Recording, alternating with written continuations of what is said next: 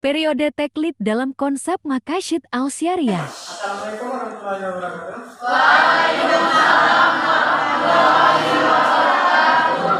Yang terhormat Bu Melis SEI FSY yang belum dapat hadir dan teman-teman yang sabar kakak. Puji syukur marilah kita ucapkan kepada Allah Subhanahu wa Ta'ala yang mana telah memberikan kita kesehatan sehingga kita dapat mengumpul di ruangan ini. Tanpa salawat serta salam marilah kita curahkan kepada junjungan kita Rasulullah SAW. Baik, perkenalkan nama saya Ferdi Afrido. Di sini saya selaku moderator dari kelompok 4 dan adapun anggota kelompok saya yang pertama Ridhi Kasih dan Nadia. Materi yang akan dibahas politik teori Maqasid Al-Syariah dan masa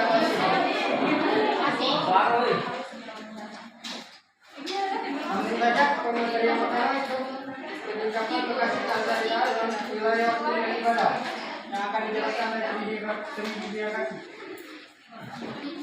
Akan membahas yang tentang periode terakhir dalam konsep Maqasid Al-Syariah.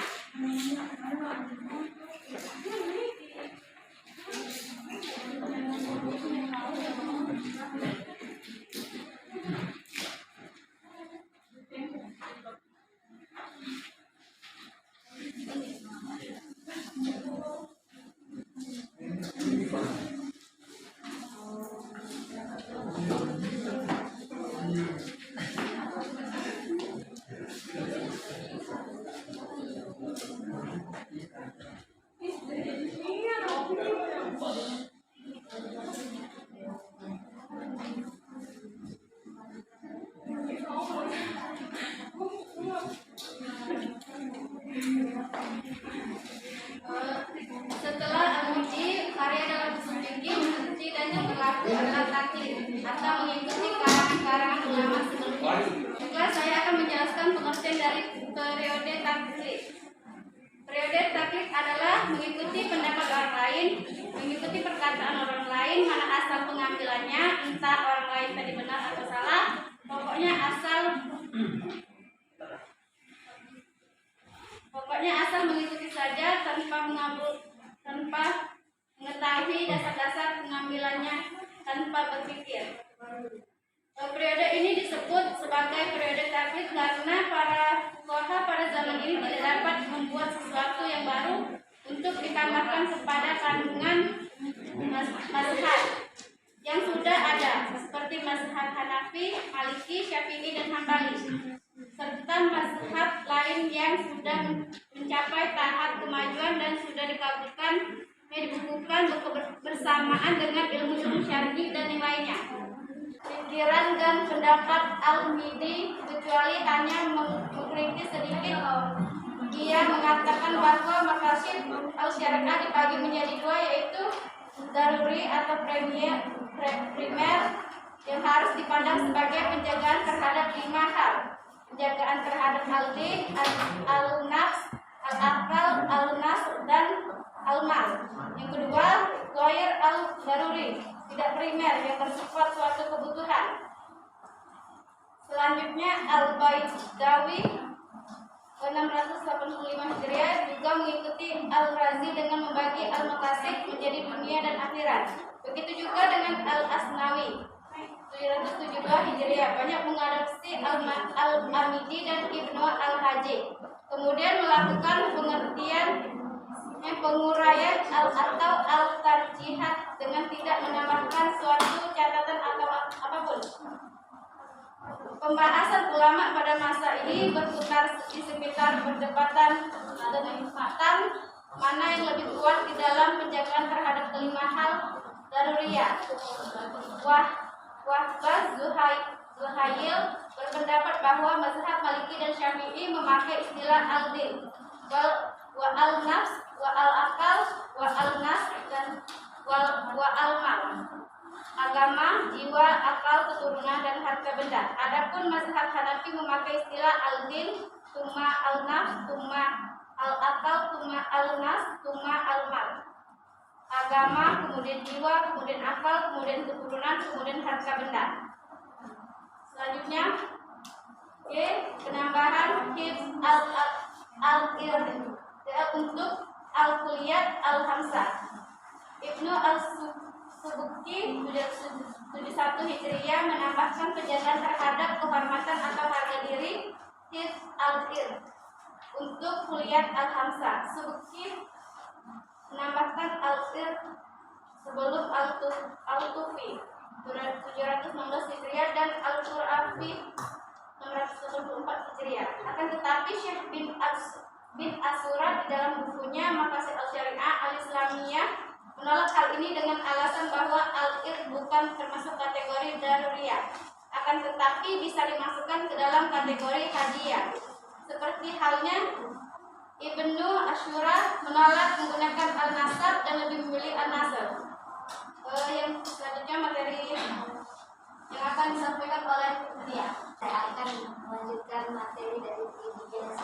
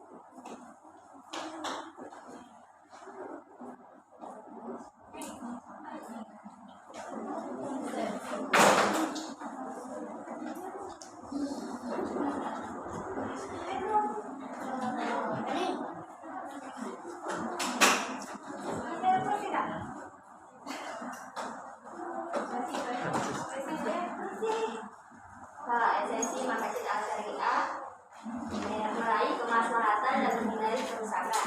Esensi dari Maqasid al-Syariah yaitu jalb al-mashali wa dafu al-maqasid. Hal tersebut bisa dipahami dengan meraih kemaslahatan dan menghindari kerusakan. Di antara ulama yang membahas tentang maslahi atau kemaslahatan dan mafasid atau kerusakan yaitu Is'al bin Abdul Al-Salam waktu 660 Hijriah. Dia adalah Abdul Al-Aziz bin Abdul Al-Salam Al-Syafi'i atau yang biasa disebut dengan Sultan Al-Ulama. Ibnu Abdul Al-Salam terkenal dengan yang karangannya yang berjudul Qawaid Al-Ahkam fi Maslahi Al-Anam. Kitab ini hampir-hampir khusus membahas tentang Maqasid al-Syariah. Di dalam kitab ini ia berbicara tentang al-maslahi dan al-mafasid.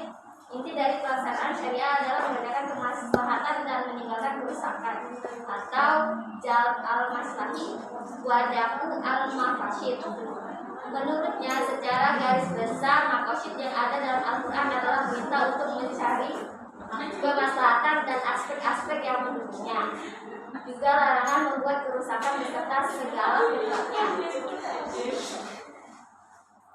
Kemudian ulama yang membahas tentang maslahah dan mafsadah adalah Ibnu Taimiyah waktu 728 Hijriah.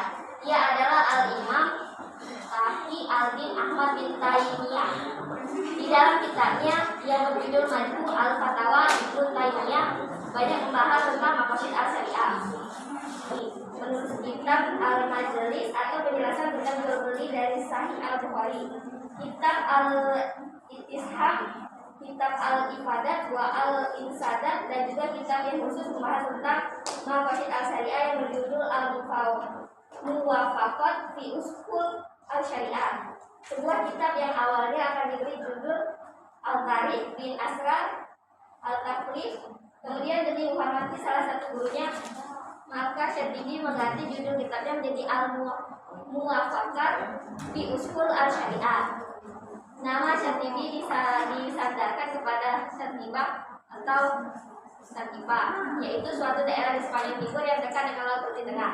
Lahir di Syatibah tahun 585 Hijriah dan wafat dan dimakamkan di Iskandaria atau Mesir tahun 670 Hijriah. Di dalam Al-Muwafaqat, kemaslahatan yang menjadi inti dari Maqasid al-Syariah dapat dilihat dari dua sudut pandang. Yang pertama,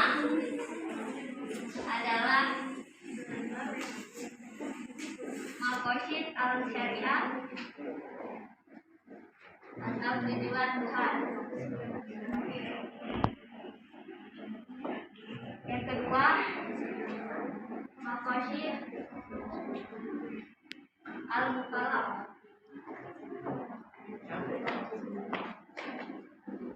atau tujuan hambanya. Yang kesatu dari segi adab atau minahiyah al-wujud. Yang kedua dari al-daruriyat, berfungsi untuk memelihara kelima unsur pokok di atas yang sama dan mengambil kualitas hidup manusia. Dengan Ibnu Taimiyah dan juga Ibnu Qayyim al-Jauziyah. Waktu 750 Hijriah. Nama lengkapnya ialah Naj'al-Din Abu Arabi Sulaiman al-Kufi al-Baghdadi. Baik, itulah tadi penjelasan dari materi kami. Selanjutnya kami membuka sesi tanya jawab. Kami membuka sesi tanya jawab. Aku. Habisnya aku.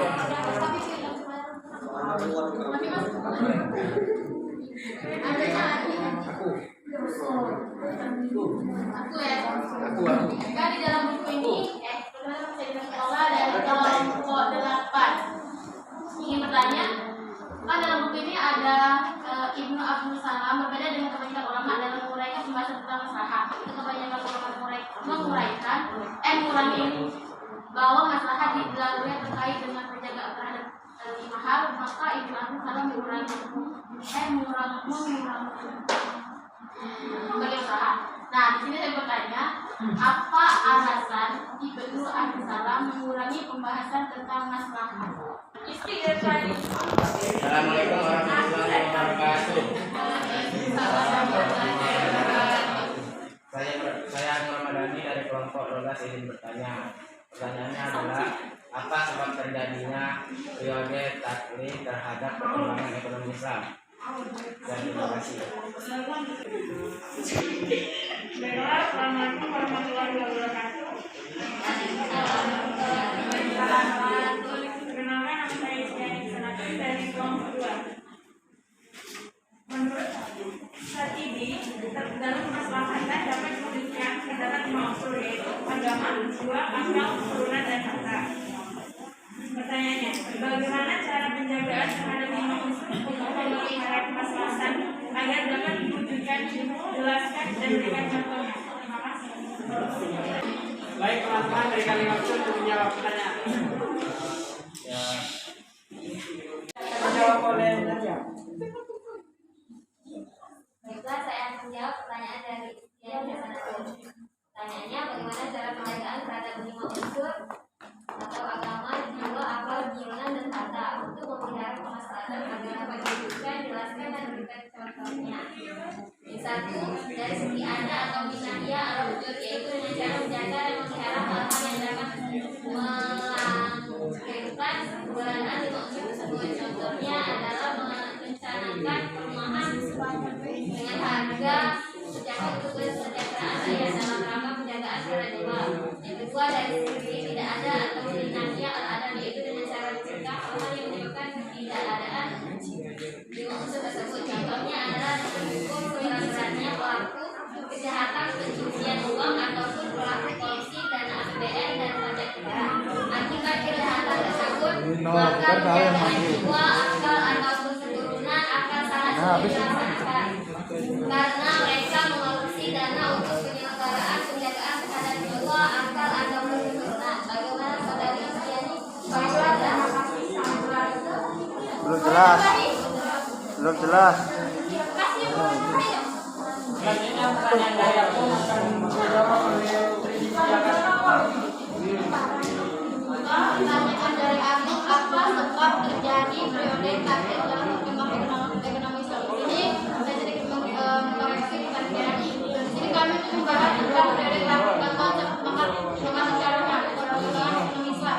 Di sini saya akan menjawab pertanyaan dari aku. Periode ini disebut sebagai periode kaget karena para pengelola pada zaman ini tidak dapat membuat sesuatu yang baru untuk dikatakan kepada kandungan masyarakat yang sudah ada seperti mazhab Hanafi, Maliki,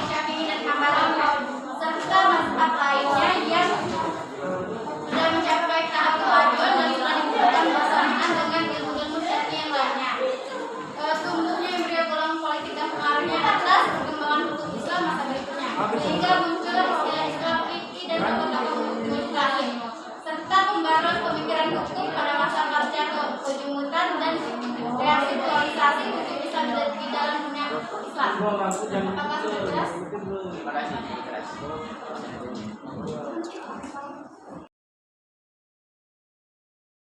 Mohon maaf kalau tidak ada penutupan dari kelompok kami dikarenakan waktunya telah habis dan ada kelas lain yang ingin masuk kelas ini. Wassalamualaikum warahmatullahi wabarakatuh. Jangan lupa subscribe channel YouTube Ibu Melis Ummu Saisyah. Terima kasih.